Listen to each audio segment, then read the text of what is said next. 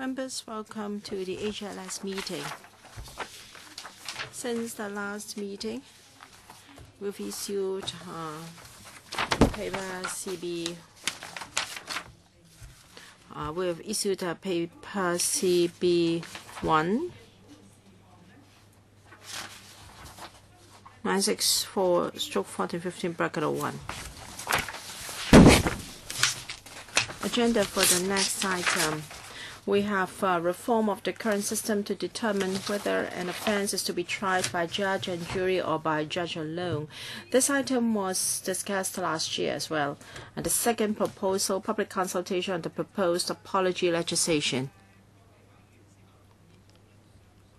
Do members agree that will be the agenda for our next meeting? Okay. Two members have raised their hands. Are you on these two proposals, please? All right, we're discussing the agenda for the next meeting. Mr. Paul Tse. Thank you.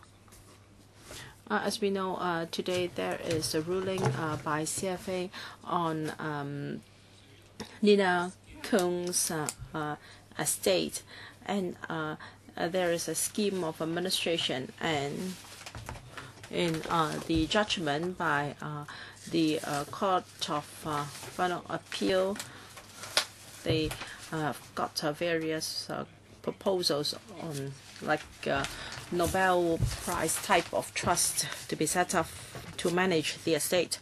And even the court agreed that huge public interest is involved, and the DFJ should not just explain to the court but give an account to the public as to the follow-up plans and how it will follow up on past developments of the trust fund. So I'd like to follow on this. And secondly, we received complaints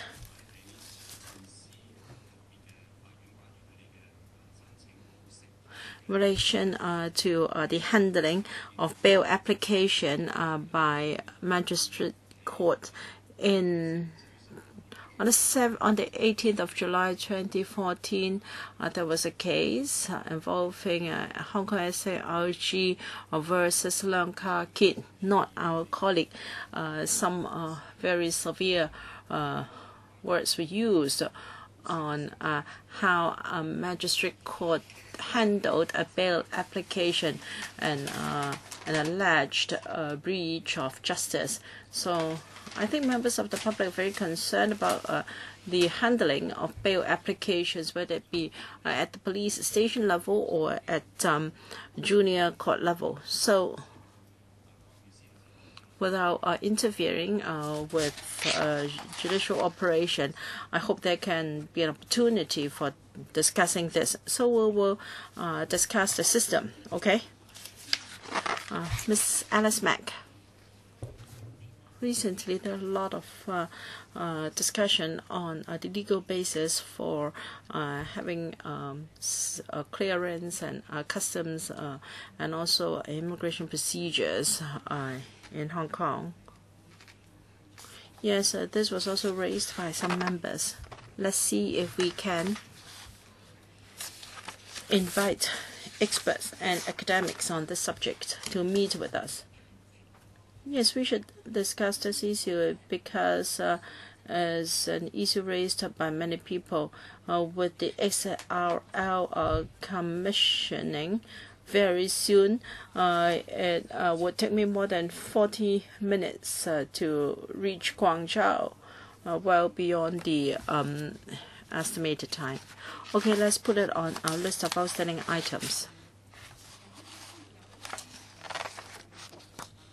I think we can make reference to international arrangements. Let's put it on our list of outstanding items. Anything more on a separate issue? Is it okay? Are you talking about the agenda for the next meeting, or are you just joining the queue? Chairman. There are situations that trouble the public recently. For instance, the glass of LegCo was smashed, and we spent a lot of time to repair and maintain it, and everything was recorded in CCTV, and somebody came out to claim responsibility as well. But eventually, the DOJ have not taken any prosecution. So some members of the public have query for the rule of law in Hong Kong. This is an item directly related to the Council. So your proposal is, I don't know whether it should be discussed here or elsewhere. Now this is about the rule of law, and they say there are things in the public that so long as you wear a mask, you can go and rob a bank. All right then. So do you want to talk about the view on the rule of law in Hong Kong? Let's see. So there are 3 proposals today, and after this meeting, we will discuss with the administration the agenda for the next meeting. So for the next meeting, we will at least have the 2 proposals I mentioned, and also Mr. Posey, Ms. Alice Mack, and Ms. Yan Jiang has given us some suggestions. We'll work out the timetable later. There are 3 items for our discussion today in accordance with ROP 83A. May I remind members that if there is direct or indirect pecuniary interest in any of the items involved, please disclose the nature of interest before you speak. The paper for our discussion is paper CB4964/1415 (03) and 04. A paper by the DOJ, Judiciary, Manpower, and other support for the Judiciary, and also we'll have the background paper by the Secretariat. All right, may I first invite Ms. Lau from who's the Judicial Administrator to brief us on the paper, and we'll invite Mrs. Ann to supplement, and Ms. Choi to supplement. A show of hands, please, so we can consider the time allowed for each members. And we've also got representatives from the 2 legal bodies, and they will speak later. First, I give the floor to Ms. Lau, Judiciary Administrator. Thank you. First of all, I want to thank the panel for your support and concern for the Judiciary, and also your support for the Judiciary to have sufficient manpower. So this paper is prepared at the request of members. We have set out in details information such as our manpower situation. In fact, in December 2013, we came to the panel, and we've listed out our progress and various actions taken. After that meeting, we have given a clear account of recruitment and creation of posts in the paper. On the whole, things have gone smoothly, but I just want to point out that we have some difficulties in the recruitment to fill vacancies in the court of first instance. So we have proposed 2 reviews in the paper. First is a review of the terms and conditions of service of judicial officers, and second, the retirement age requirement of JJOs. We've also listed out the support for JJOs, and that include the scheme on judicial assistance, the latest progress, and our intention to launch a pilot scheme on providing legally qualified assistance for the High Court, and also to set up an executive body for the Judicial Institute to enhance support for it.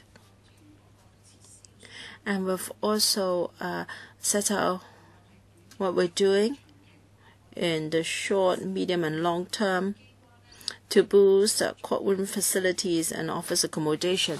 And we have also reported on our communication with the administration. The paper is rather detailed and straightforward, and perhaps I should pause here. If members have any questions, I will be more than happy to answer them. Thank you. Ms. Chai, the Director of Administration. Thank you, Chairman. I am here today on behalf of the administration. Regarding the various requests from the Judiciary for resources, we've always responded very proactively. For instance, in working out the expense envelope for the Judiciary, we always consult their views on the needs. In the recent 5 years, covering the fiscal year 2015-16, we have 100% satisfied the funding requests from the Judiciary. As for manpower, all requests for creation of posts have been supported by the administration. Take 2014-15 as an example. They asked for the creation of 66 new positions, including 7 JJOs, and they were all supported. For courtroom facilities, we have always maintained very close liaison with the Judiciary in this regard. Regarding the short, medium, and long-term needs, the GPA has already decided to allocate 3,600 square meters of office space in QGO, which is next to their High Court building. And this 3,600 square meters is gross net GFA, so that we can vacate some space from HCB for conversion to courtrooms and chambers. Among these 3,600 square meters, 2,000 of it could be available by the end of this year for conversion or refurbishment. And for the remaining space, when the DOJ has moved out in 2018, it will be available. In the long term, as set out in the paper,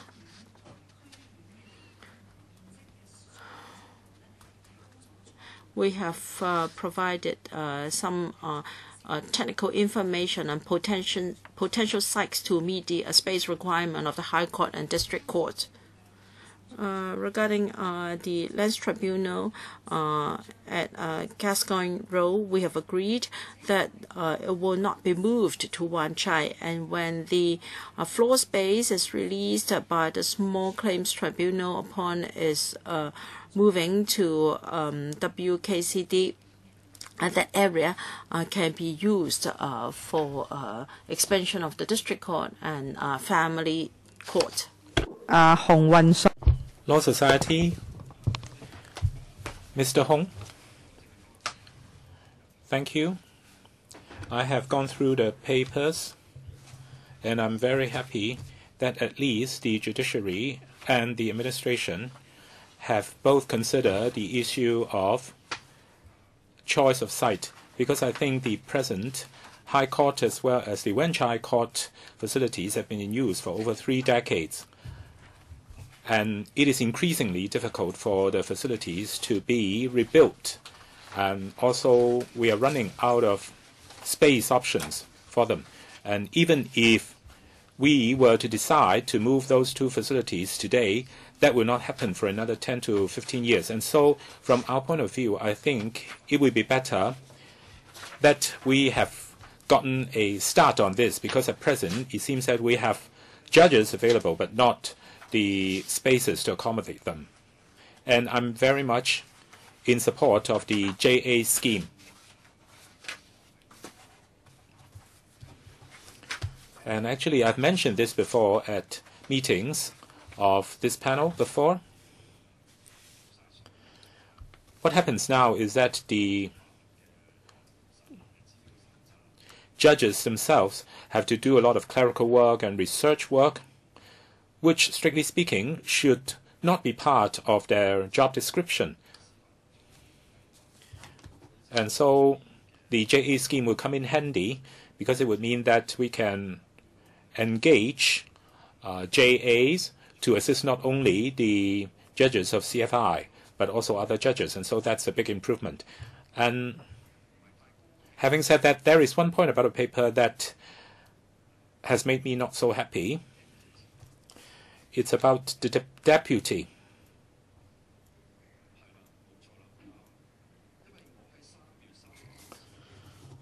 Because I've received a paper from the Judiciary in March saying that the honorarium for special magistrates is at present $2,000 or $3,000, and for special magistrates, the honorarium is $5,200. I think the two levels of deputies, and the paper says that there are 30-odd positions that are at present contracted out for Manpower. I think the two levels of honorarium at present are really not reasonable. I just now checked that the daily pay for duty roster lawyers is at present $6,500. And the Council of Fear should not receive a pay that is less than $5,000 a day. And so it seems that within the entire system of pay, the magistrates are now getting the lowest pay. And because the pay is being made on or calculated on a daily basis, and so if you require a magistrate to be special magistrates for, say, 2 to 3 months' time, the aggregate pay simply will not be attractive enough for appropriate talents or appropriate professionals to fill the positions, and people simply will not be attracted to try this out, even to see whether they are really interested in being magistrates. As for district court and high court involving a pay of $10,000 and district court $8,000, I personally feel that these two levels of pay are not excessively low per se. Still, there is room, I think, for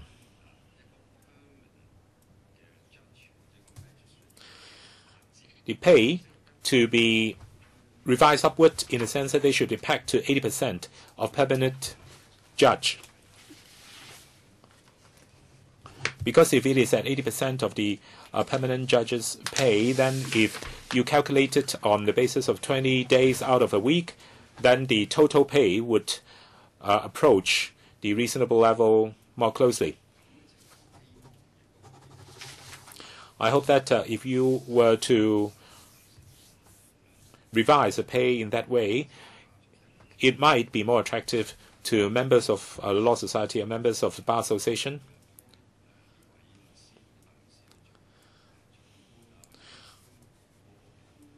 And also the pool of candidates that are available for selection or appointment as district magistrates would be that much larger. I want to put in a reminder here. I didn't want to interrupt the president. I hope that when you speak, you should stick to one particular language, either English or Chinese. I understand that in the legal circle, sometimes you will be switching from English to Chinese and vice versa, especially for some of the jargons and terms. But still, it would be much easier for the interpreters if you were to stick to one language. I've got 4 members who would like to speak in the queue, and so each of you will get 5 minutes. Mr. Kok Wing Hung, the Judiciary has been very honest in his paper saying that, especially for the CFI judges, the manpower situation is very, very tight and is in short supply, and also the waiting time is now longer and longer.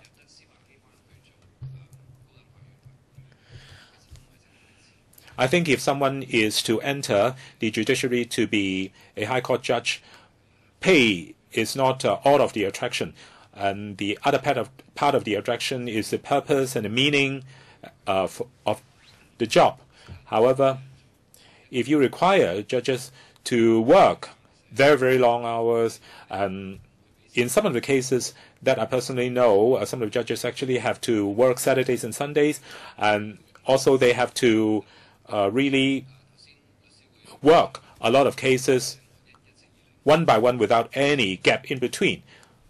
So that's really very, very unsatisfactory. And so just like the president of Law Society, I'm very much in support of the JA scheme. But you already responded that the judiciary at present has no plan to expand the JA scheme. I hope that you can rethink this.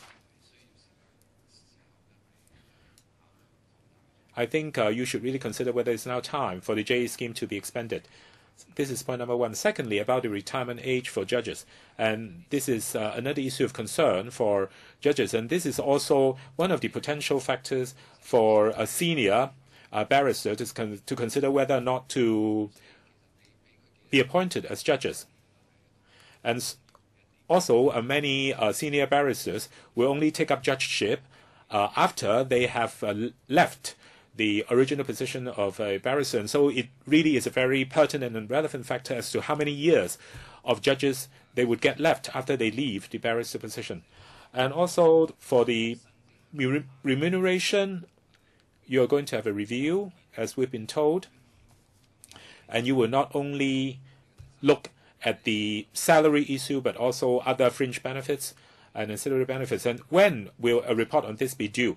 As for the relocation of the High Court facilities, as has been said, it is very difficult to find a suitable location in either Admiralty or Central.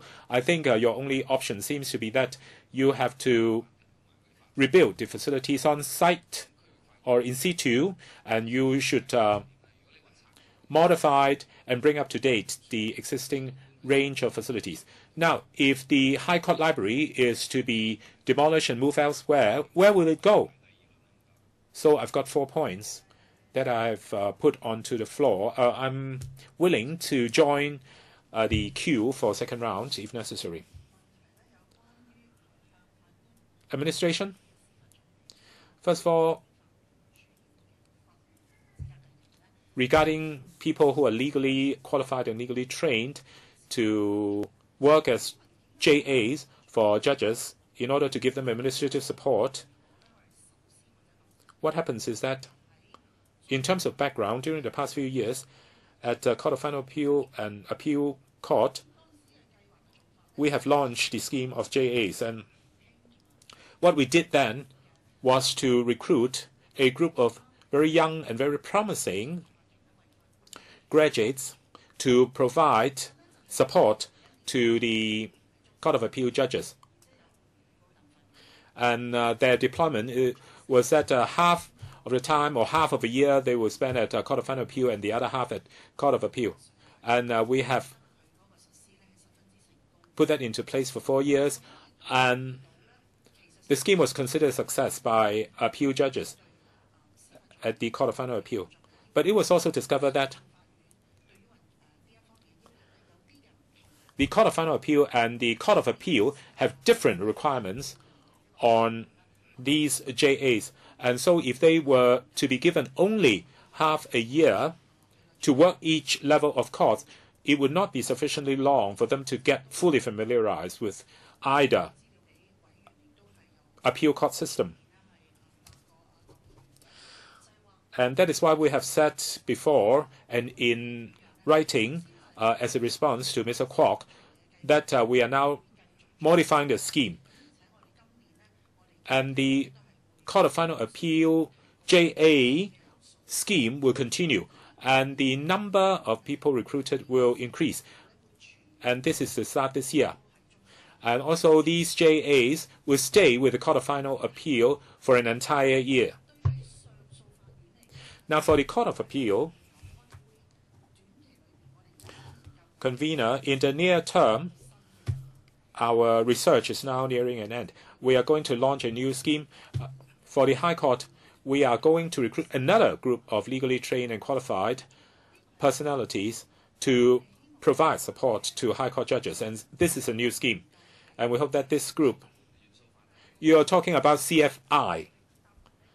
Mr. Kwok, let her finish first. And I'm afraid your questions number 3 and 4, we have to wait for the next round. You're talking about CFI, right?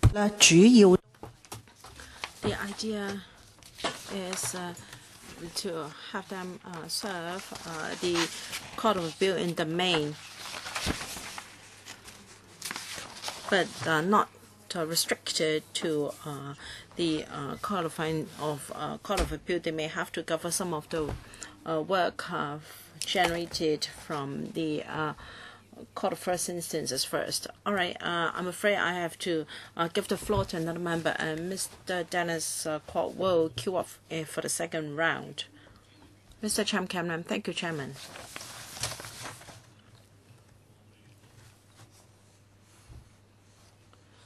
Well, from the paper, we can see that in the past few years, manpower in the judiciary was rather tight, and they haven't been able to employ or recruit sufficient JJOs.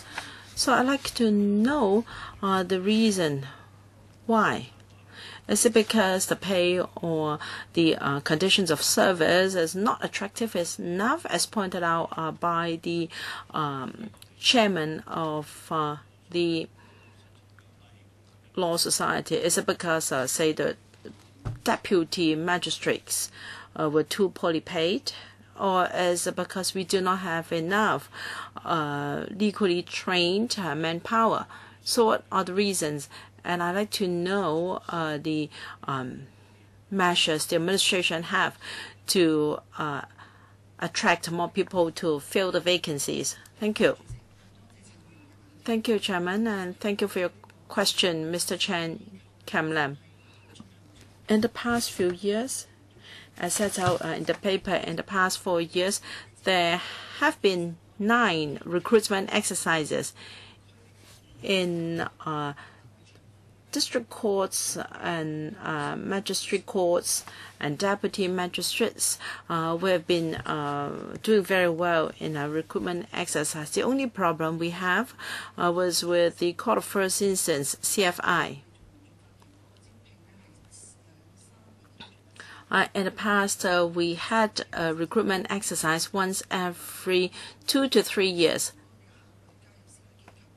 And the Chief Justice is of the view that it is also an important factor as to when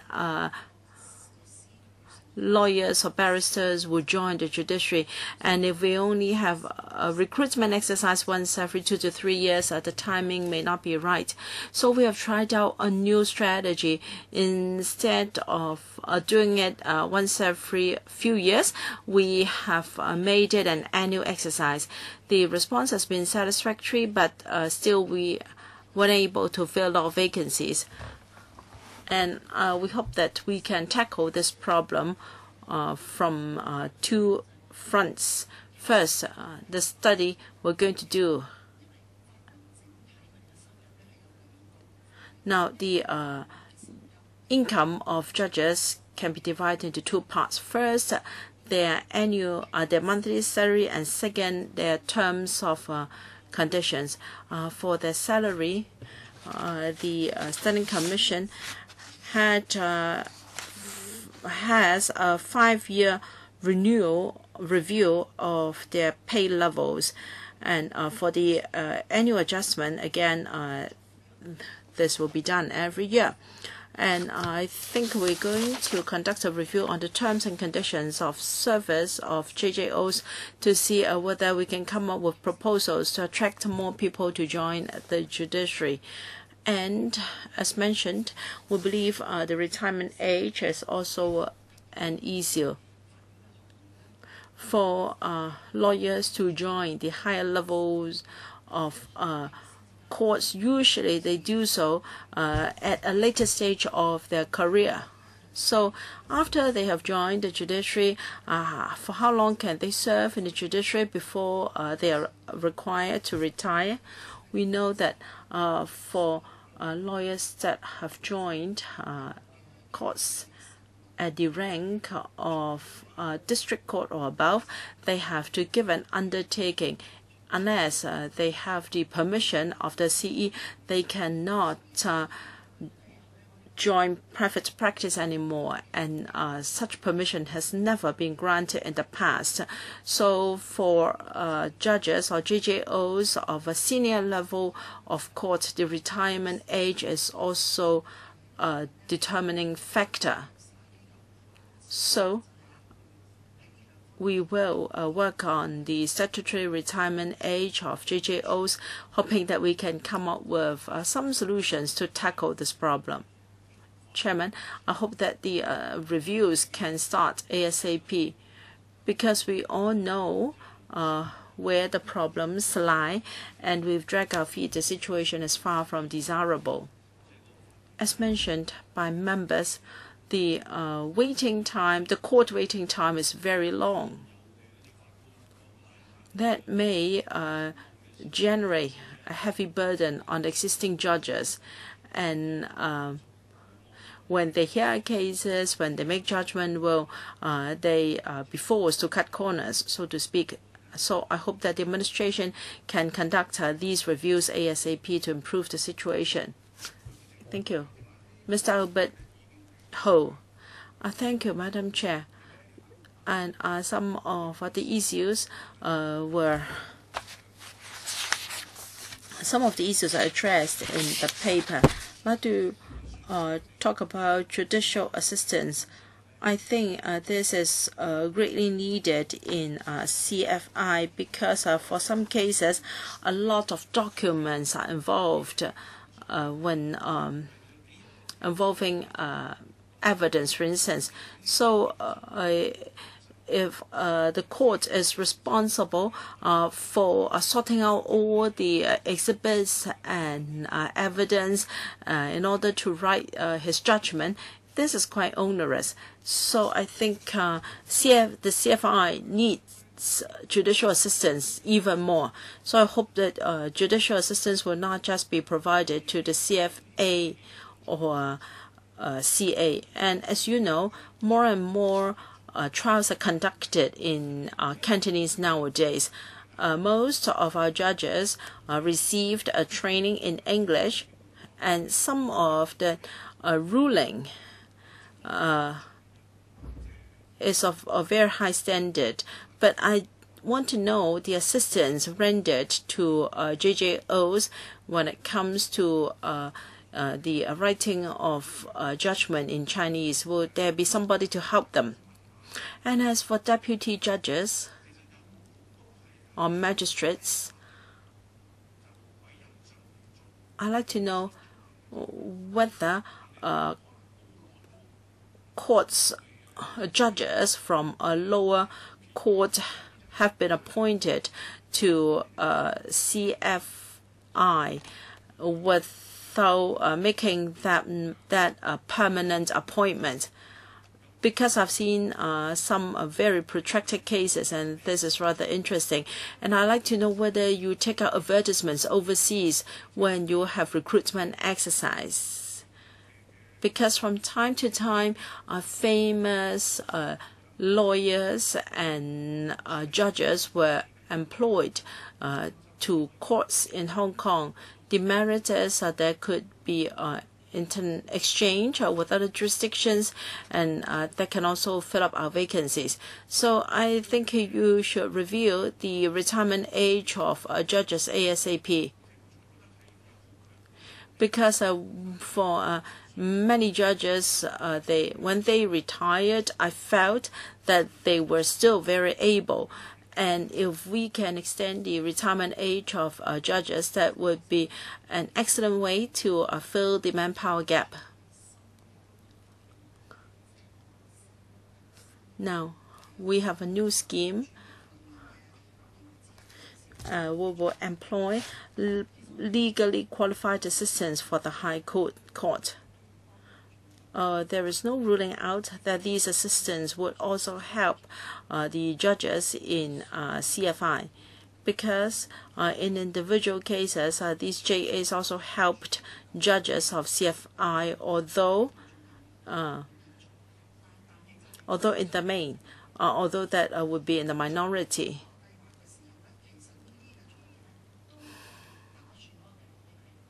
In future, under this scheme, we will allow them to offer assistance in complicated cases of CFI, but we see the demand greatest in CFI or the CA. And regarding the use of Chinese, digital training has also covered helping our bilingual judges to write rulings in Chinese. And we have set up the Judicial Institute, and this is among the major areas work of the Institute. They will provide a lot of training and courses and support to judges in this regard. As for deputy judges, different levels of courts have appoint their judges to a more senior rank of court to serve as deputy judges, and the actual substantive appointment will, according to the law, be made by the Judicial Commission.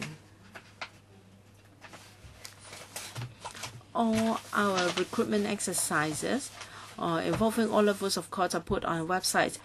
Anyone who is legally qualified can come forward to apply. According to our recruitment advertisement, as for the actual appointment is again done by the relevant committee. And as for the review on statutory retirement age, a permanent judge of the CFA has been set up,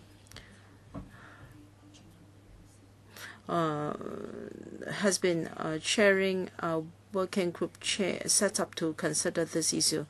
Since when have we employed? When was the last time when we employed an overseas judge in Hong Kong, from the UK or from Australia? I don't have such information with me at hand. Never mind, we still have a second round. All right. Mr. Linda. Thank you, Chairman.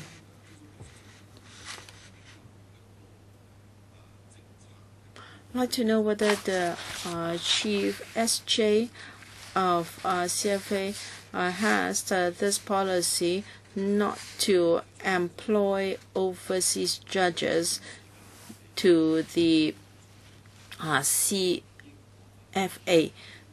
Because if my memory serves me, it's been a long time since we have someone recruit from the UK to be a judge in our CFI. As explained in this paper, with 7 vacancies in CFI, and they haven't been filled for a long time. Given the situation, why don't we consider putting the advertisement in the UK?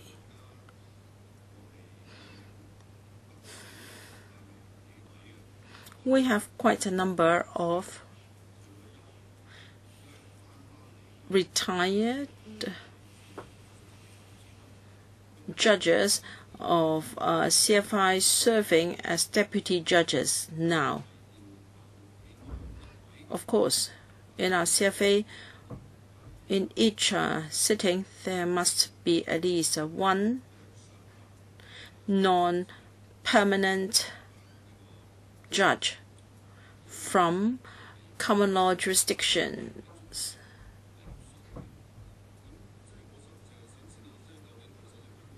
So, I'd like to know whether the SJ of the CFA has made such a policy decision. So much so that for a long time we haven't appointed any judges from overseas. Thank you. As far as I know, the SJ has no such policy. As I said, in the past decade or so, since we've started open recruitment of judges for CFA, we have welcomed all eligible applicants to apply. And under the High Court Ordinance, there are professional requirements listed. So if any applicant, no matter whether he is from Hong Kong or overseas, if he is eligible, he will be considered by the Judicial Officers Recommendation Committee. And we've also put our recruitment exercise on our website. That means there is no jurisdictional or territorial restriction. But I have a query on facts. In the past 10 years,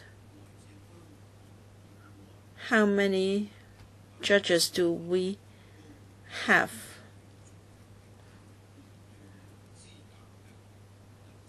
How many applicants do we have? They are not from Hong Kong, and yet they fulfill the recruitment requirements. And how many of them have applied? How many applicants do you have? Can we have a paper from the Judiciary to this panel? Thank you. Do you have the information here? I just want to say that I'm going to go back and have a look, because the Judicial Conditions of Service Recommendation Committee is sitting on sensitive information. Some of it is fit for disclosure, not others. And so I have to go back and check. And if this particular information that is being asked for is not at variance with the principles of confidentiality, then within reasonable limit, I can give a response on this. So information concerning the past 10 years. Of course, I do understand that this has to be handled with care, but I'm not asking for the names of the applicants. I don't even need where they have been from. I just want to know how many applicants there have been that actually have met the professional eligibility for appointment as CFI judges, and I'm talking about people that are not from Hong Kong. These candidates or applicants that are not from Hong Kong. Okay, I have to go back and check. Now, if the judicial administrator feels that the information should not be disclosed, then I would ask for an explanation. Mr. Mlang Singh.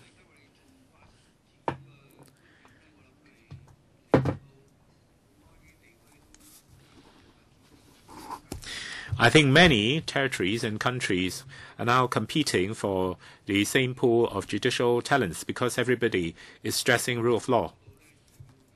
And even for mainland courts, their caseload is so large that all of the judges are now being subject to a certain quota of caseload that they have to handle within a certain limit of time. And I don't want to see this happening in Hong Kong because this would really impact on the quality of the rule of law. I don't think my time is up. I think the bell is malfunctioning.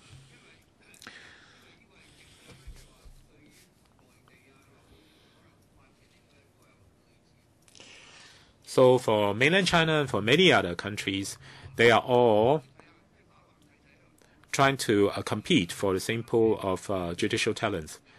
And if you look at our entire labor market, we have a short supply of construction workers and restaurant workers and also doctors at hospitals. And now our courts are not supplied with sufficient judges. And it seems that Hong Kong really is unique among all the communities in the world in this regard. And so if we really want to sort this out, we have to attack the problem at its root. Let's look at paragraph 7. Certain solutions have been proposed for the number of judicial openings. In 2013 December, the number was 34, but in May 2015, it has dropped to 24. And so you must have implemented certain solutions to make part of the problem go away.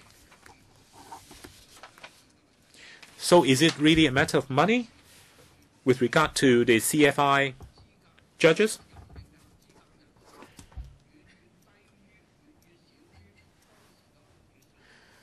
Now, you claim in paragraph 12 that the number of qualified applicants actually is much smaller, or actually was much larger than much smaller than the number of openings. And so it seems that all of these candidates actually were not considered fully qualified. So why is that so? And if we were to very arbitrarily appoint these not totally qualified people to fill our posts, then people would be worried about the quality of our rule of law. Now you managed to reduce the openings from 34 to 24, and so what kind of experience you can gain from that? And do you have any further solutions for the long term and mid term? Now, about the use of Chinese. Now, some of the people that have been educated in common law, some of them actually are Putonghua speaking. A very prime example would be Mr. Li Xiaojia, and he is, of course, the CFO or a CEO of Hong Kong Stock Exchange. And so why can't you consider Putonghua speaking people who have been educated in common law? And so we should not only look at Britain. We shouldn't only look at possible candidates from Britain, because the supply of candidates can be much wider than just Britain. And some of the Putonghua speakers actually have been educated in common law or in Britain as well. And so you should cast your eyes wider to also include these people. First of all, about paragraph 7. We have already considered that there have been 9 rounds of open recruitment. And as I've mentioned earlier on, at other levels of court, for specially appointed magistrates and for district court, the response to our recruitment drives has been very, very good. And as a result, we have filled a lot of the openings. But especially for CJ, or Court of First Instance, after several rounds of recruitment, we still were not able to solve the problem. And so this is unique. And as for how do we handle the vacancies when they come along, and how do we consider candidates who are, whether or not they're qualified to fill their vacancies, I think I've answered that already. Now, thirdly, in accordance with the basic law, all appointment of judges and all selection of judges to be appointed is based on their judicial capabilities and also legal capabilities. And also for different levels of courts, there are different requisite preconditions that a candidate will have to be met before being considered qualified. And so when we consider candidates to fill a vacancy of judgeship, we consider these 2 factors. And the CJ has on many open occasions have pointed out that the bottom line is that we have to maintain the quality of rule of law at its best level. Mr. Leung Kok Hong, I really don't understand how come there are insufficient judges.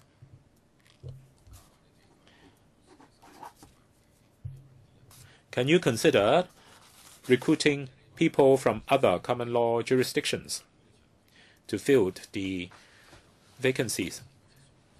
Now, of course, so you want to maintain the quality of rule of law, but if you've got many, many vacancies, then it would also mean that quality of rule of law suffers, because judges are being overworked, and they cannot rule sufficiently well if they're overworked, and cases cannot be dealt with in time. So that's a very negative impact on the quality of rule of law. JA, now when manpower is in short supply, we'll put into place near-term measures. As the paper has already pointed out, we're going to appoint deputies in order to tie through the shortfall. And some of these are retired judges, and because they have still a lot to contribute, and they can get involved in a very constructive way. And as I've explained earlier on, all judges at CFI and below, all of our recruitment advertisements are being published on our websites. And so these recruitments are all very open, and all qualified candidates will be given sufficient consideration. But you say that there is a shortfall of judges at the CFI level, and you say that even after several rounds of recruitment, still you can't fill all of the vacancies. And so this is a problem.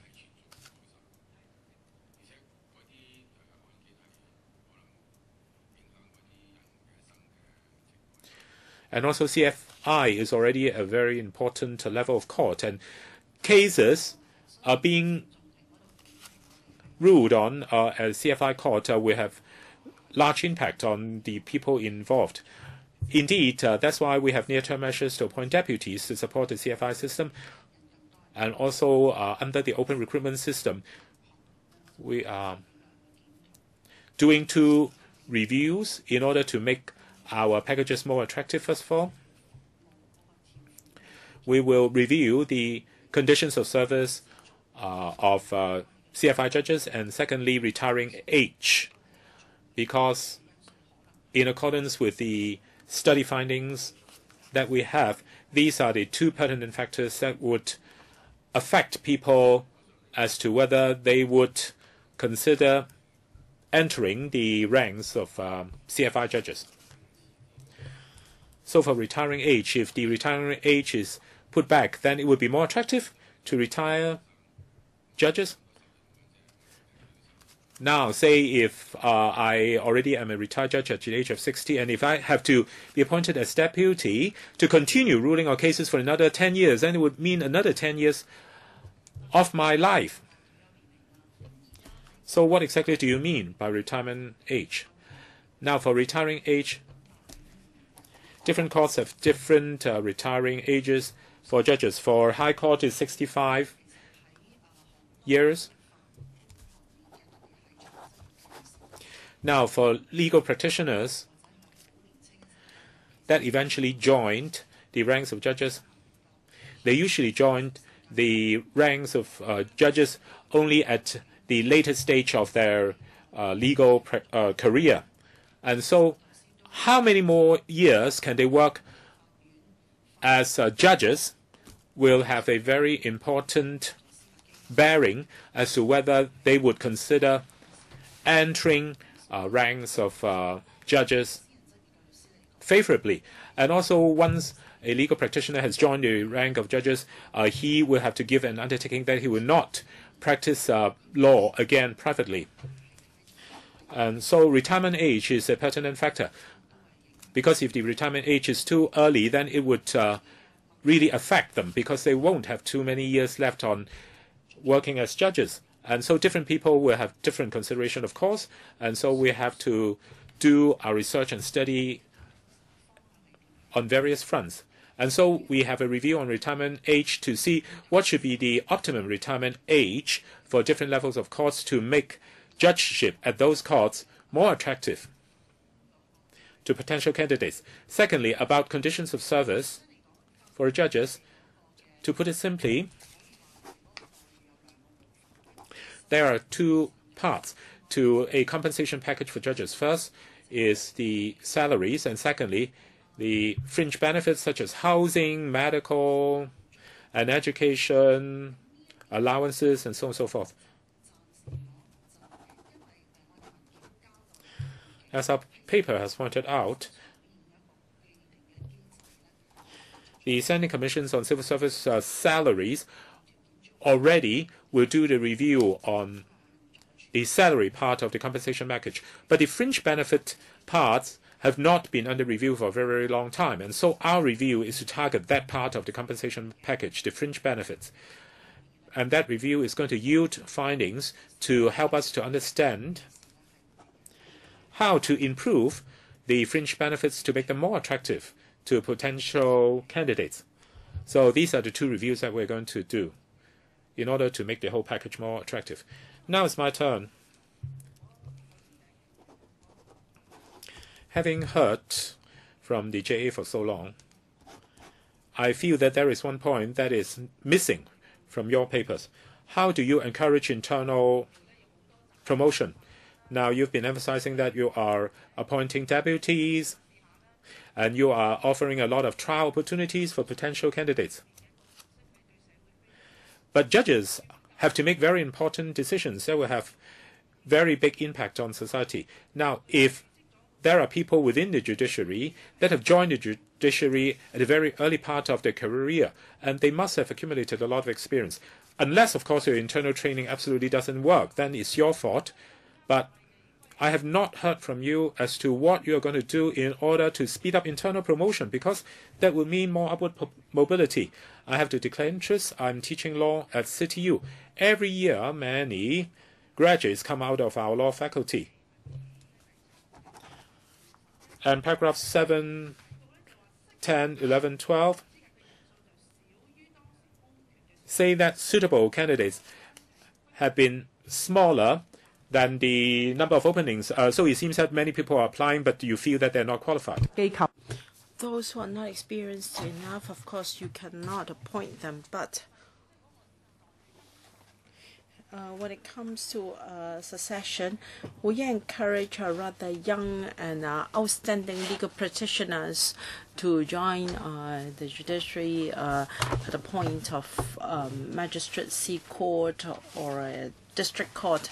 But you should have priority training scheme, because if they know the operation of the judiciary more, then they have better promotional prospects. It is better than appointing people as deputies until they are 50 or 60s, and then you extend the retirement age. Of course, I don't mind that, but this should not be your mainstay. The main focus should be to nurture talents to facilitate succession. Now, if you may consider the U.S. experience, the best head of law schools or chief justice therefore served as judicial assistants. So that's the first step. You're able to attract these outstanding talents to be interested in the work of judiciary. After serving for 10, 15 years, they may want to return to the judiciary afterwards, and you do not have a proper training system. And how come you only have that arrangement for the FA, the CA, but not for CFI? When we met with the CJ, we also mentioned that for some important rulings, there was no judgment in Chinese. Why is it the case? In Hong Kong, you have to consider public interest. So you should also consider our demographic structure, so that we can have efficiency in courts. I know you have employed deputy judges to ensure quality, but if justice delayed is justice denied, people should not be asked to wait for too long. When people are willing to join the judiciary when they are young, well, as you said, they may not be able to go into private practice anymore. So you should not just focus on senior legal practitioners. You should also attract young and outstanding legal practitioners to join the judiciary. First, open recruitment, I said. And let me repeat, forgive me if I'm repeating myself. Now, for all judges, for at different ranks of court, we have open recruitment, and applicants can be those in private practice and also lawyers serving at the government departments, and they can also be from within the judiciary. So all these are our sources of new recruits. Very often we have judges from low ranks of court to apply for these vacancies. This has been a long-established practice, and all these candidates are considered on equal footing in a fair and open manner. We've just given a paper to administration. We have got 58 deputy judges. 33 of them are appointed from within the judiciary. 33 of them are appointed from within the judiciary. That means 33 judges from lower levels of court have been appointed to serve as deputies at a higher level of court. So where there is any opportunity, we allow lower judges from lower courts to act as deputies. And some of our judges are rather young. And there were cases when magistrates were elevated to higher levels of court. So what you said, Chairman, is the long-standing practice of the judiciary already. But let me stress that in each open recruitment exercise, whether the applicant is from within the judiciary or without, they have to apply just the same, and then the JORC will consider the application in an impartial manner. Okay, second round. Mr. Paul Tse, first round. Thank you, Chairman.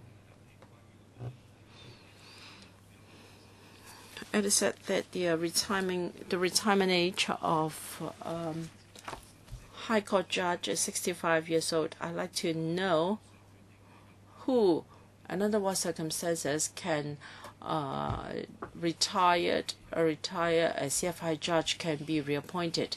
Is it entirely the decision of the CJ? And regarding the issue of JA's judicial assistants,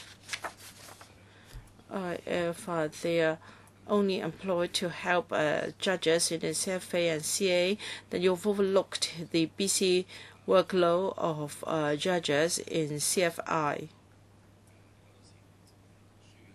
I think actual training is very important. No matter how senior a barrister or lawyer is, if he is all of a sudden appointed to be a judge, he may not have enough practical experience to grasp his work. So, where resources permit, we should have judicial assistance for judges at different levels of court. And for the Judicial Institute, I know approval was given by the FC in March 2015. I'd like to know the progress and what will be the role of the Institute. Will it make a difference when it comes to the appointment and training of judges? Ms. Lai? Thank you. The statutory retirement age for High Court judges is 65. And I think Mr. Jie was asking about the appointment of retired judges as deputies. Sorry, because you were not looking at me, so I didn't know how to answer. Oh, I apologize.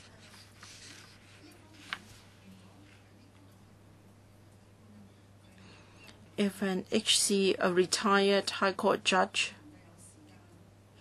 has time to help out as a deputy in High Court when he has time, then according to the High Court ordinance, the appointment is made by the CJ. How many such judges do you have?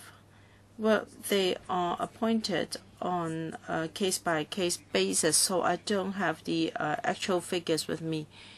can you explain to us the actual operation? Will this be a backdoor so that it's not as transparent as it looks? Well, if Mr. C would like to know the actual number of such judges, I can provide the information later. And second, the whole thing is very transparent because a judge, of course, presides in the case openly. Will the CJ appoint will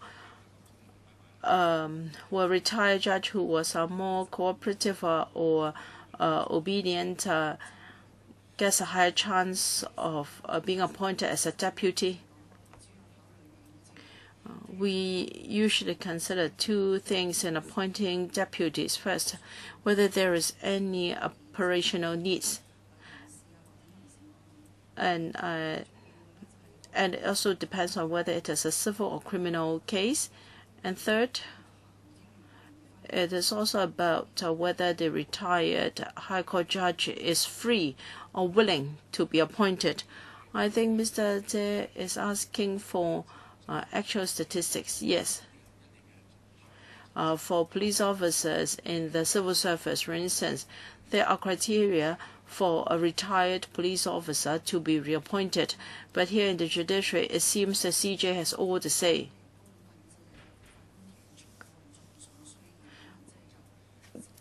Well, the actual appointment is done by the SJ of CFA, but the needs can be raised by the Chief Judge of a High Court.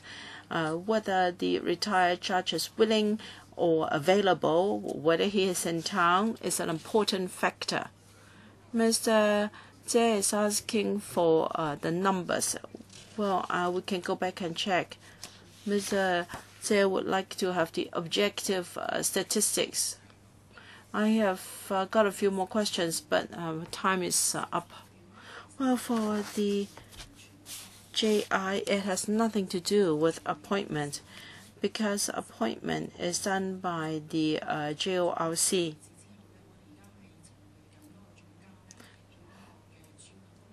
We are now working out the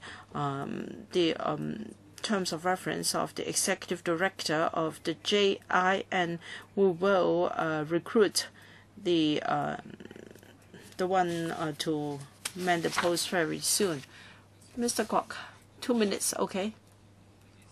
When can we have a date for the review of the statutory retirement age, and also when we can have the outcome of a review on terms and conditions of service of JJOs? I just want the date. And third, where will the law library be housed after it is relocated?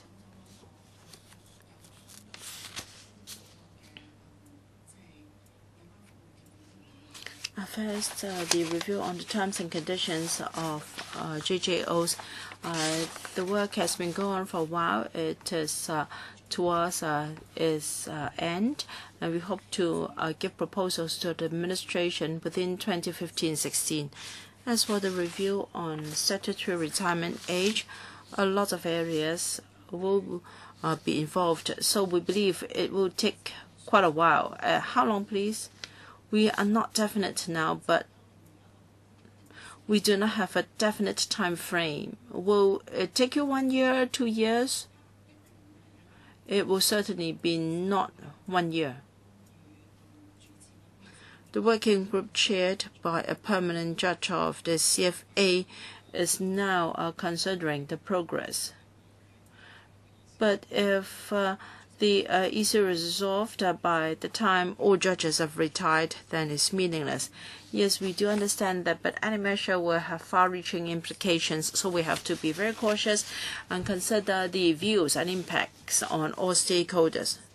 What about the High Court space allocation? We intend to relocate the law library to elsewhere, and we're just told by the Director of Administration that there will be space in QGO, Queensway Government Offices, to house the High Court Library. So the High Court Library and backup facilities will be relocated to the CGO. Yes, LG4 will be converted to courtrooms. How many courtrooms can you offer? I think she's already told you the location. Well, after removal of the HCL, how many courtrooms can you provide? Preliminary, we want 6, but whether this is feasible will be up to the ASD. Thank you. Mr. Mlangsing. According to Paras 2728, you are going to provide professional and administrative support for judges by employing JAs or legally qualified assistants, so on and so forth.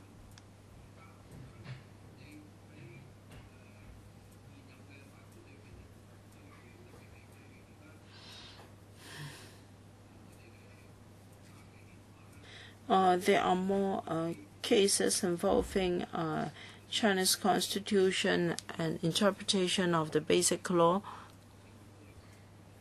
and people in the legal sector have different views.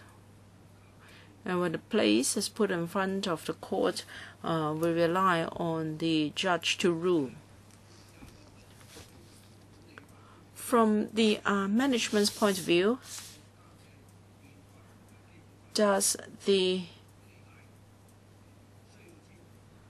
administrator think that current judges have sufficient understanding of the country's constitution and the basic law? If not, what support are you going to render to them? The Judicial Institute will be the ultimate coordinator for training for judges, and they will focus on the skills as well as the professional knowledge required of a judge. And so it is not a matter for the judicial administrator, but a matter for the Judicial Institute.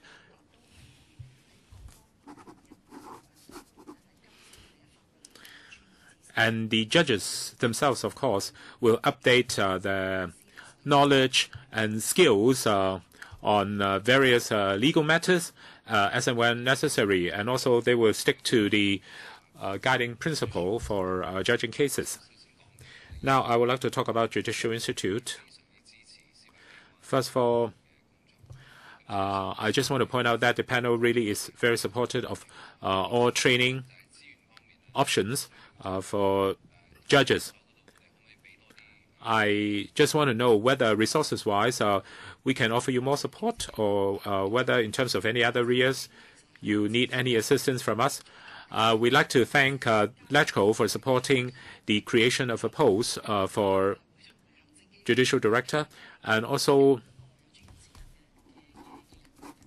we also thank the administration as well as LegCo for allowing us to have 9 qualified professionals to work this project, and they are going to provide professional support for various judges. And we also thank the LegCo for allowing us to create posts within the judiciary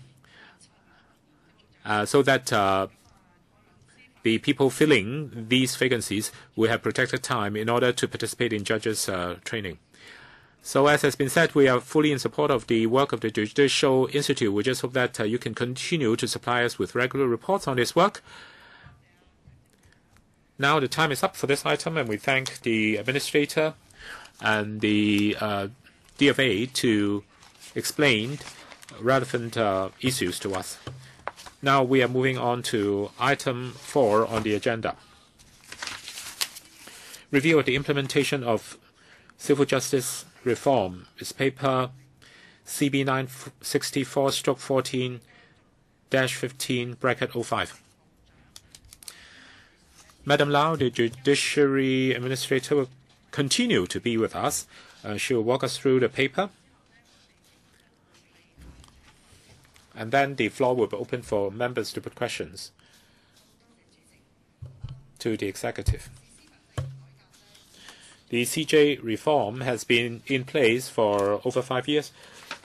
This paper details the progress achieved by the CJ reform in its first 5 years, especially with regard to the monitoring committee chaired by the CJ and its decisions on matters that will need follow-up and also relevant statistics to be compiled. And as a paper has pointed out, the monitoring committee has observed that the progress of CJR has been smooth so far generally, and also has been on time, even though there are areas of imperfections and inadequacies that will require further work.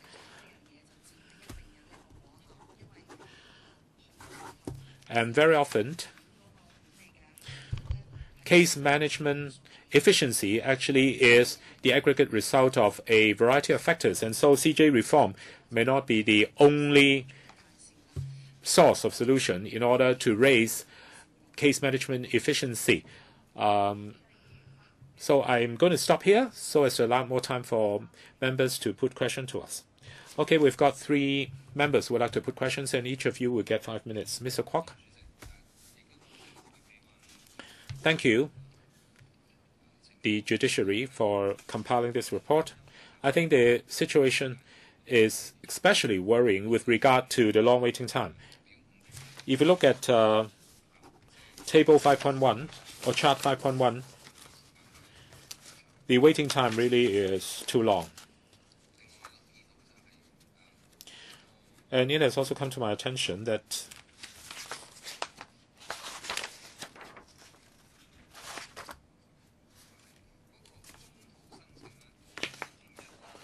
for Chart 2.1, interlocutory applications,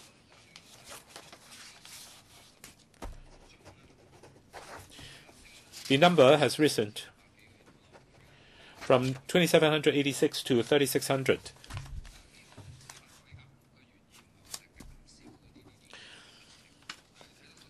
I think the purpose for the CJ reform is to reduce such cases, but the number has been on the increase instead. And also this has to do with an impact on legal costs, because it would mean a heavier burden for the litigants. I think I'll tackle the second question first. For Chart 2.1, an explanation has already been given in paragraph 7. I think you should look at the number of applications with a pinch of salt.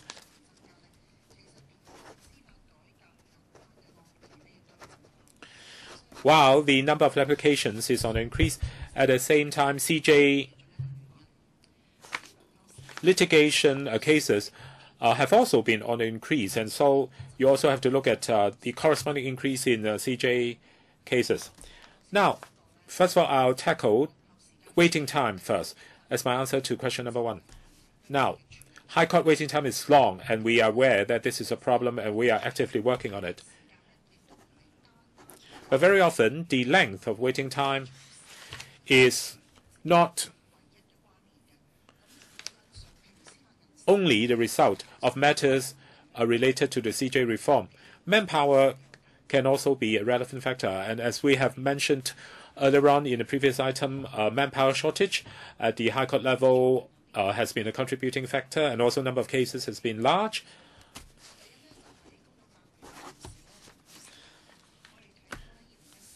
Now, in 2014, for the waiting time for civil cases to be handled by High Court, there has been a recent reversal in the length of waiting time, which is a reversal from the trend of previous years, where the waiting time has been on increase.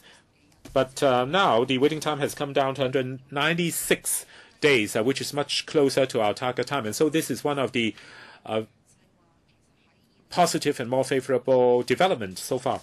And also in the past few months, in the year 2015, the time required for civil cases is now stabilizing, and so these are the good developments. But we're not complacent, we'll continue to monitor it. As for Chart 5.1, Here, this is not about waiting time because chart 5.1 is really about other indicators. The other indicators have to do with cases that have come in after the CJ reform at the time required from the commencement of a case to the completion of the case. In the first year, you can see that there are very few cases, and also the time required is short. And this is understandable because these are cases that can be completed within the first year. And so these are very straightforward cases. And also their number is very small because most of the cases do not belong to this category. And that is why the number of cases start to accumulate. And as cases accumulate, the lengthening of waiting time is still within expectation and within our estimate. At the same time, we have to see whether the rate in the lengthening of the waiting time is also within reason, and this is something that we are keeping under very close supervision. And 5.1 and 5.2 we are going to look at in different angles. As we have mentioned in the paper, CJ reform seems to have yielded more effect at the district court level, and that is why the rate in the lengthening of waiting time at the district court is much gentler than at other courts. Mr. C.Y. Ho,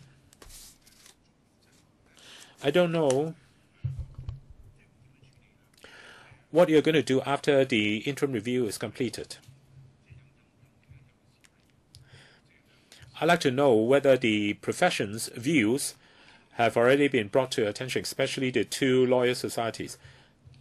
I think the UK has done report in the same area. I personally am not too comfortable with the idea of sanction payment because in accordance with our present system, the losing side will have to pay legal costs to the winning side. And so this creates a lot of pressure for those who don't have a lot of means.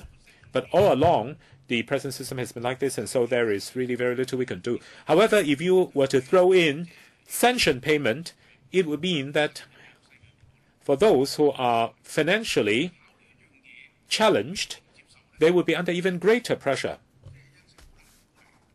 And sometimes it's really very difficult to estimate the outcome of a litigation. And so if someone is already financially challenged, and if he is up against someone who is financially very powerful, then the financially challenged side will be under even greater pressure.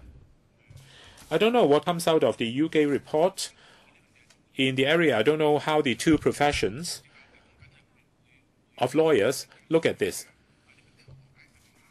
And of course, if you were to increase financial pressure for any one side of the litigants or both sides, then of course you can force people to settle. But is that really conducive to the achievement of justice? Now that I have doubts.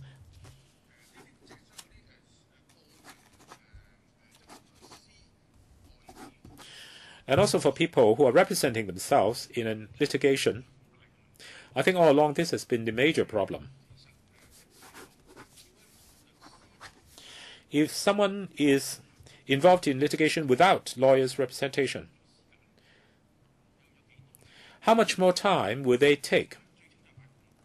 I think the judges themselves will know the best because they are the one judging the cases. I think if indeed there is a big difference between a case where lawyer representation is present and a case where lawyer representation is not present, I think the judge can tell how big the difference is.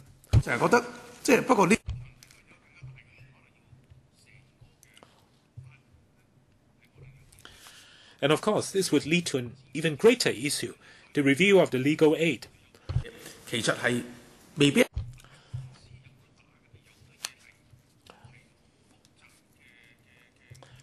Say there is a very complex case.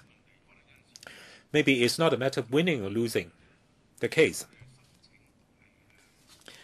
And sometimes it also involves the application for a stay of ruling or an extension of hearing. And such applications could be very complex. Now, if legal aid system is further improved to reduce the number of litigations involving no lawyer representation, or if legal aid can be expanded to help with these cases, I think in the end savings can be made. So I'd like to know what is the processing time for a case where litigants do not have lawyers' representation. Of course, such are painful cases to judges. As for mediation, I think that's a very good idea because it would mean yet another channel for solutions to be found and for cases to be resolved. But of course, it would be dependent on the attitude of litigants because mediation is not mandatory. I understand that mediation is especially helpful for family tribunals. And so can you give us statistics to either bear this out or refute this? And also the one in charge of mediation or the adjudicator of the mediation is very, very important, and his role is very important. As far as I know, for family cases, mediation really yields very promising results. So it's especially good for family cases. Our monitoring committee actually is in very close touch, not only with our internal personalities, but also with the two lawyers' professions. That's why from paragraph 23 onward, we've been telling you the makeup of the monitoring committee, and the monitoring committee comprises representatives from the Law Society and Bar Association, and they continue to give us feedback as a result. And also we continue to communicate by correspondence with the two lawyers' professions, and their views given to us are already compended in the paper, all the way up to paragraph 26. Bar Association generally is in support. As for Law Society, they are saying that they are in the process of collecting views from their members, and initially they feel that they support the new scheme, but they say that their final conclusion will have to be dependent on the completion of their opinion survey of the members. And so we have been in very close touch with the profession, with the two lawyers' associations. As for litigants without lawyers' representation, Mr. Ho is right in pointing out that much more resources, judicial and administrative, are required for litigations without lawyers' representation, but it is very difficult to quantify how much more resources are required. As for legal aid system, because this is a matter for the administration, and so it's not my place to comment on it. As for cases with no legal representation and also assistance to the litigants, we've noticed that recently the HAB is carrying out a pilot scheme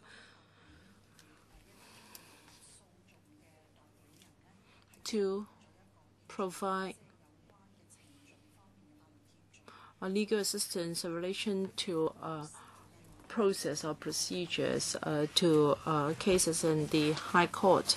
It is a pilot scheme, and the court has positive views of such services, of the view that such services can help the litigants, and indirectly it has also helped the court in managing these cases. So we have already given the views of the judiciary to the administration. We hope that they can continue with the scheme to offer assistance to the litigants. Regarding mediation, it is always our view that it is not to be done internally by the judiciary. Rather, there should be practicing mediators. And the member is correct in saying that the situation is quite optimistic. May I draw members' attention to Annex B?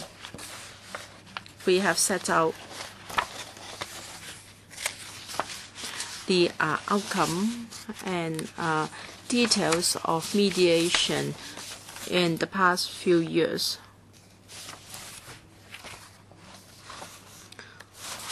And the percentage of full or partial settlement is quite high. It is over 40% currently.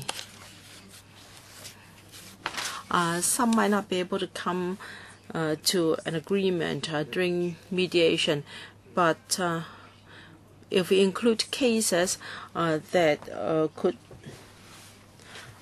reach a settlement within 6 months after mediation, then the figure is actually 65%.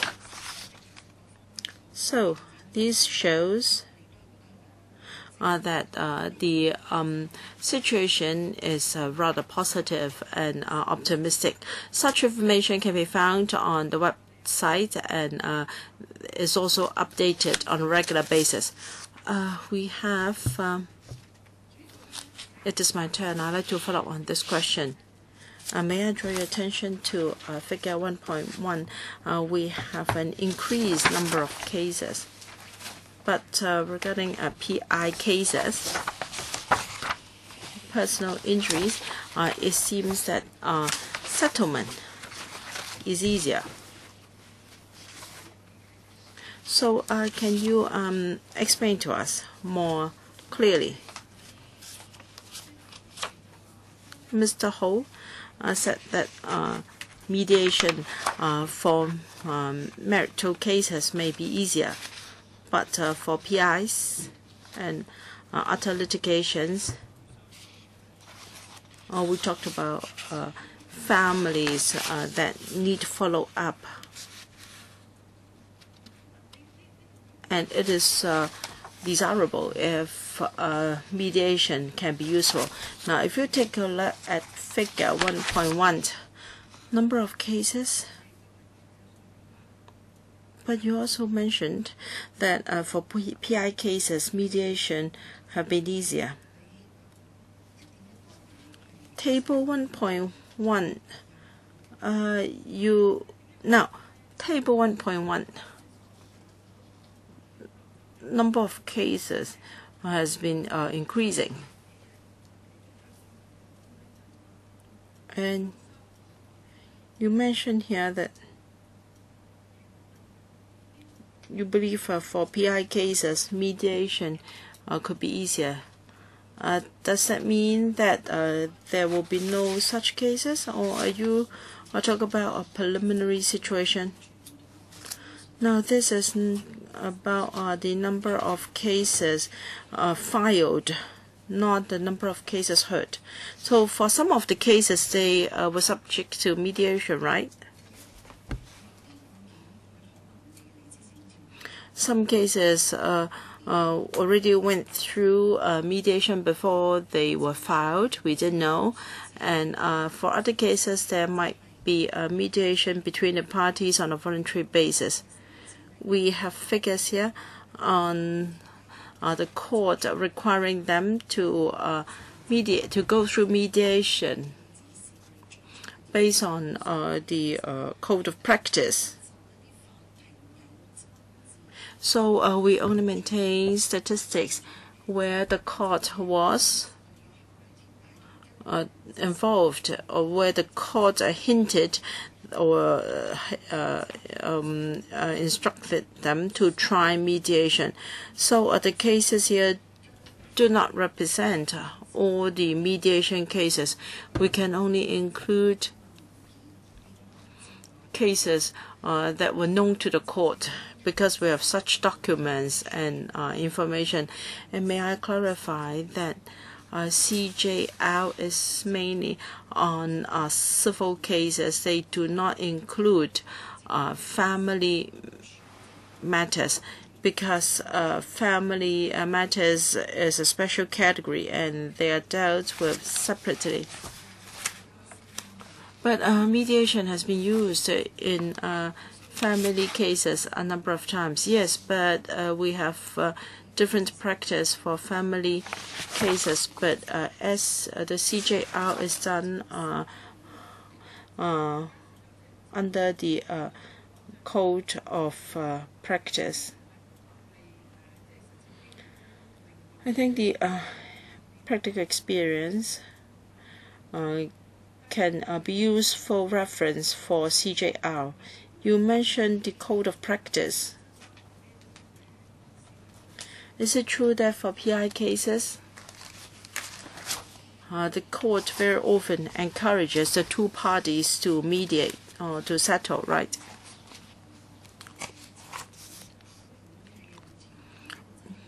Will mediation or other forms of settlement be used for a PI case? It depends on the merits of the case.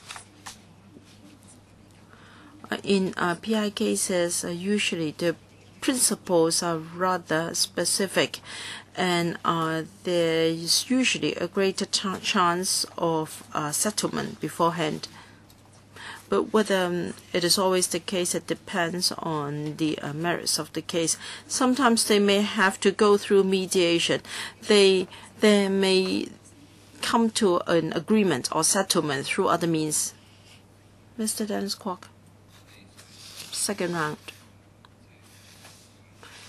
Yes, I'm still on the court waiting time and also litigants not legally represented. The situation is more and more serious. Of course, there is a limit as to what the judiciary can do, because the court has to handle cases in an impartial manner. Do you think the support center is giving enough support to legally unrepresented litigants? Well, we have set up an resource center. I thank Mr. Dennis Kwok for pointing out that we should remain neutral and independent, and therefore we cannot provide advice.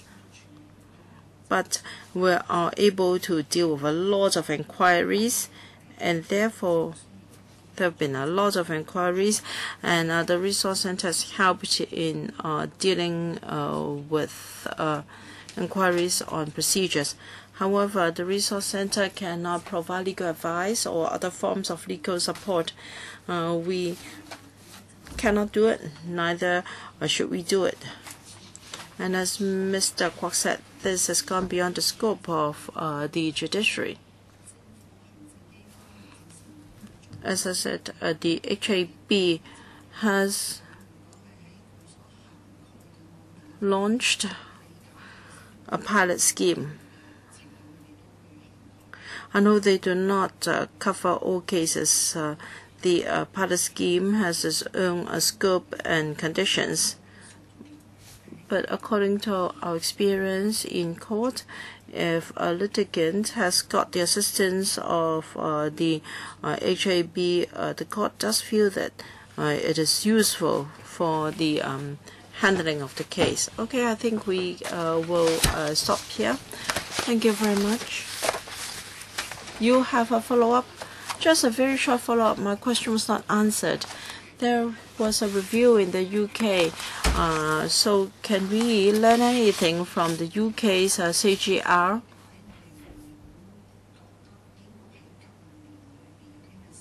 We're not aware of new development in the UK in recent years, but we can check again if there is any information we can pass it on to members. As far as we know, there hasn't been any new developments there. Okay, then we move on to the next item. Proposed creation of a supernumerary directorate post in the Judiciary Administration of the Judiciary. Paper CB 4946/1415/07. We continue to have Ms. Emma Lau with us, Judicial Administrator. Please walk us through the paper before I open the floor to members for questions. Ms. Lau, thank you. Because the Judiciary has started a number of reviews, and as a result, there may be a related administrative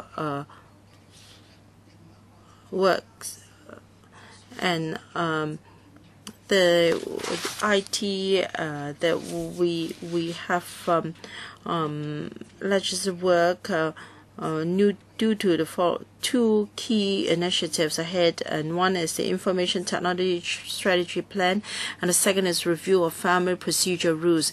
Given our tight manpower situation, we are really short of staff. We have tried very hard to see what we can do without extra manpower, but for sure there will be delay to our work. In order to support the work of the Judiciary, the CJ has set up a number of working groups on various initiatives. So we want to support its work in terms of research in key legislative amendment. So we propose to create a supernumerary directorate post at a D2 level, and it will be for 3 years in the first instance, and then we'll review upon the expiry of the post. Mr. Dennis Kwok. 4 minutes, please. Thank you, Chairman. Ms. Lau, it goes without saying that we have every support for you. I've always said that if you don't have resources, you should let us know as soon as possible, and we will do our utmost to support you.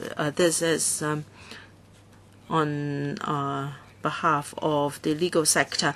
Now, it's not that our creation of posts is not important. What I worry is whether one post is enough. In particular, the IT strategy plan, you have talked about it for a number of times. It will go on for 6 years. You know, IT in court is very backward. When we ask for a hearing date, we have to go to the clerk, and there is a big book, and cases are penciled in. This is the practice of the 19th century. There is no reason why we should be so backward. So will the creation of one post be enough? And also review of family procedure rules. I know the CJ is concerned about this area for a long time, and review is long overdue. So will one post be enough for you? Ms. Lau, thank you first of all, Mr. Lau, for your support. With only one extra pair of hands, that of course that's not enough, but we have more than one. In IT strategy plan in particular, we have a lot of manpower to support us. We're grateful to the members for approving us to create a directorate post last fiscal year to carry out the IT strategy plan. And we've also contract staff. The Council has given us resources to employ contract staff to do this. So it's not that we have only one extra post, but because this is a directorate post, we have to come to LegCo to secure your support before we can go to the ESC and FC. So we do have other manpower and the work to supplement this. We've only got one team to do the key legislative amendment exercise. Now, with one extra post, we will turn that into 2 working groups. So it's not just one additional post. Of course, we will keep a very close eye on the needs. But if we can split the current working group into 2 and with more support for the new working group. I think this is a cautious and reasonable approach. As regards the family procedures rules review, the working group has completed its work. So we intend to publish the final report in the very near future. And then the CJ has agreed to appoint a sub-C implementation, or rather to appoint an implementation working group so that the recommendations can be implemented in a timely manner.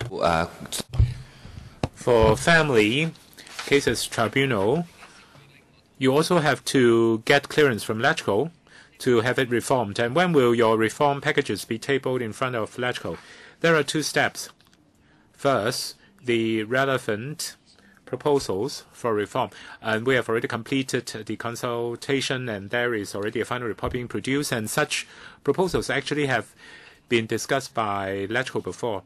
And then after the recommendations have been out, and after we consider all of the recommendations, we will come up with a final report as to what we're going to do with the recommendations. And at that stage, recommendations that we have accepted will be turned into laws, i.e. the draft rules or procedures, or procedure rules. And so there are 2 steps involved, and it is time-consuming because it involves on many pieces of subsidiary legislation and 10 principal ordinances. That's why we really need this post and this officer to really work on it. So now we have to consider whether or not to approve the administration submission of this proposal to ESC. As far as I can see, there is no objection, and so we support your submission of this proposal to ESC. Thank you very much. The meeting is adjourned.